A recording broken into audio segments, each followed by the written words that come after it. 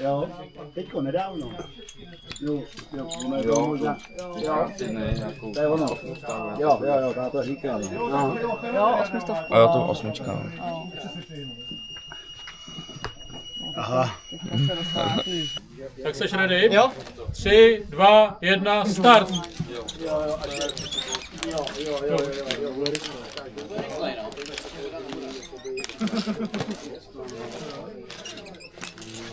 Jirko!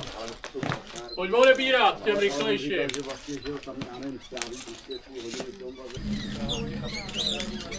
Jo! Tak prosím vás, klobásy máte? Horké párky, ostravská klobása, černější než samotná Ostrava. No teraz můžeš si vyfotit i kde seš, Petrelko.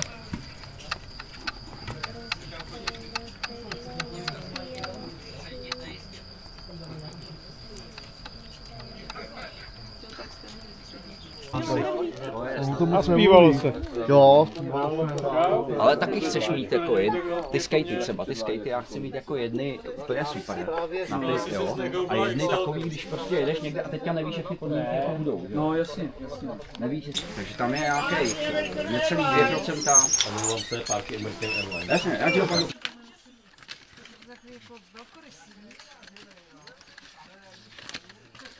Ale Šporcel dneska byl v rádiu a... Jak je? Jo. Jdeš, nejdeš? Tak 3, 2, 1, start!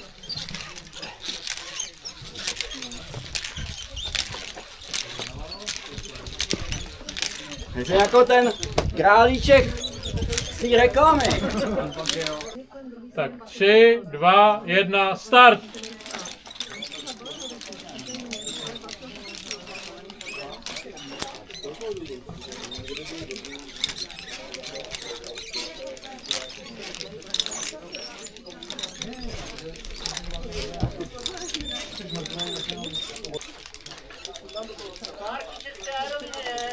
A cinknou nahoru.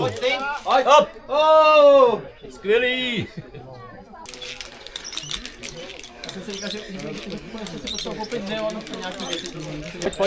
Pojď, už máš kousek, pojď.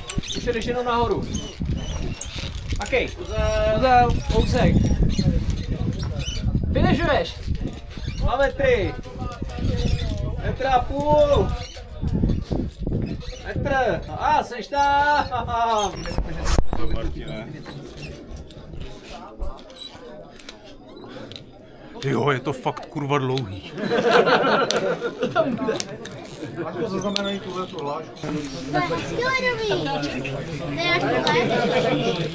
Musíš ty detaily. Ale jo tak. 95 nebo 96? 95. Půlky za oknou to jeme dolů. Ta setinka třeba rozhoduje. Půlky dolů, půlky k sobě. Tak já jsem rád, že ta setina rozhodla o tom, že ten Aleš si může vyštěpit. Takhle nemůže ani chodit, protože...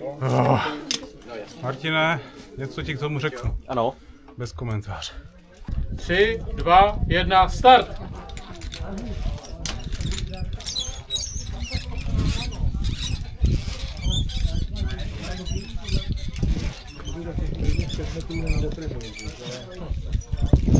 Makej.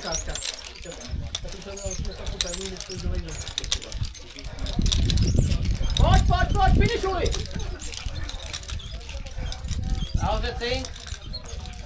Dívanem, cink! Jo! Zatím to zkouším mít kino, že ti zima už je někde. Jak máš v autě? Moje hlavní srdce. Jo, že máš prostě 100, pak zase 120, pak prostě nějaký, jo? Bych se nevyhrabal ven. 1000, ty. Na Kanínu nebo někde takhle se nebude. Já bych si co jako takhle strašně dal někdy macovku.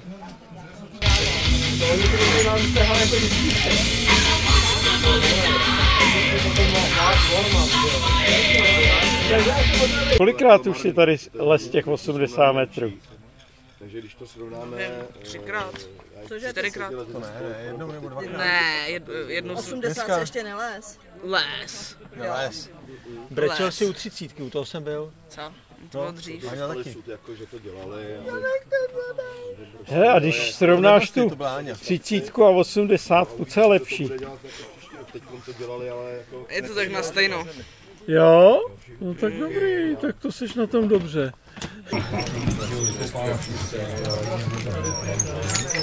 V době, kdy jsem tě tam vezla, jsi pera neměl.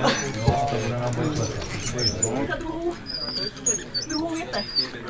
Nebudeš tam, ale ty bys mi něco poslala maila, no, když to, tak já ti třeba zobačím.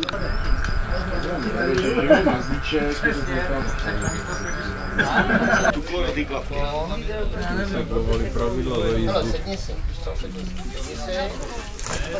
Kouře od tam ten čurponor a to stojí za to. 17 kiláků jeskyně, slaňuje se tam. Jdeš takovou mladou chodbičkou, jenom takhle prostě jako velikou. Jdeš, je potřeba mít lano, protože najednou vypadneš ve stěně i s tím vodopádem do tvýho domu 10 metrů, jo. Schod a seš ty jeskyni. Jo, to je nezavřitelný.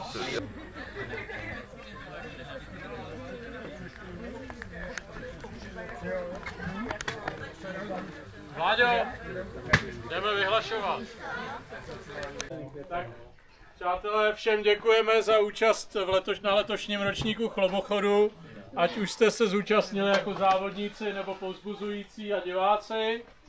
A první vyhlásíme dětskou kategorii, kde děti lezly na jednu dílku lana od země ke kladce a diplom za účast dostává Nela Gablíková. Tak, tady máš diplom, gratuluju. A tady nějakou drobnou cenu. Tady máš. Dobrý to bylo. Příště bude lepší. Příště budeš větší, půjde to líp. Tady diplom.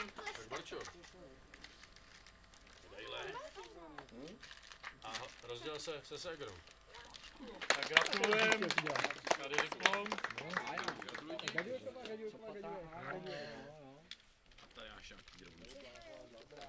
Tak, gratulace. Jeden diplom. Děkuji. Děkuji. Tak, Helena Vysoká. Gratulujem. Tak gratuluji. Tak. Vlasy. A společnou fotku dejte holky.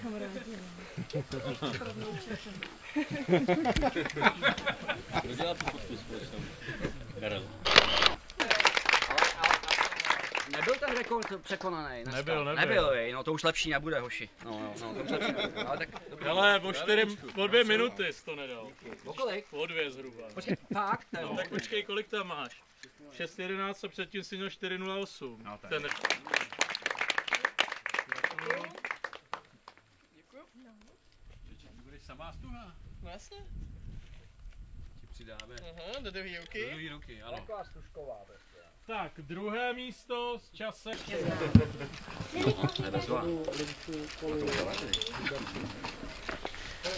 Karel už má baterky.